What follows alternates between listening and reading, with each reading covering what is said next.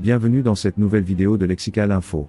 Crise Algérie, Mali, entre désaccords et espoir de réconciliation. N'oubliez pas de vous abonner juste en bas de cette vidéo. Dans le tumulte des relations internationales, il arrive que deux pays voisins se trouvent pris dans une spirale de désaccords, d'incompréhension, et de tensions diplomatiques. Ces dernières semaines, l'Algérie et le Mali ont été le théâtre de tels événements, avec le rappel de leurs ambassadeurs respectifs et des enjeux géopolitiques majeurs en jeu. Plongeons dans cette crise diplomatique qui s'articule autour de l'accord d'Alger, de la situation au Mali et des intérêts divergents de différentes parties. Un début de dégel. Alors que la tension entre Alger et Bamako avait atteint son paroxysme, avec le rappel des ambassadeurs des deux pays en décembre dernier, des signes de dégel commencent à émerger.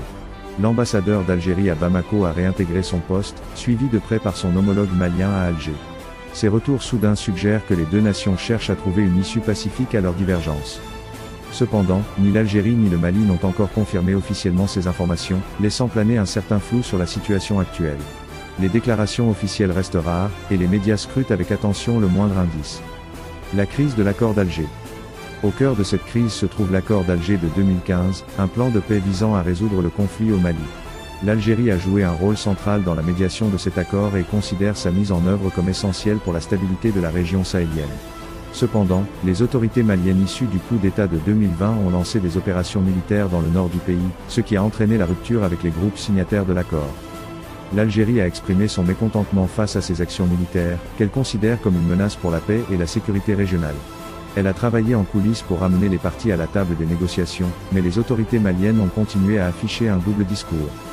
L'énigme du double discours.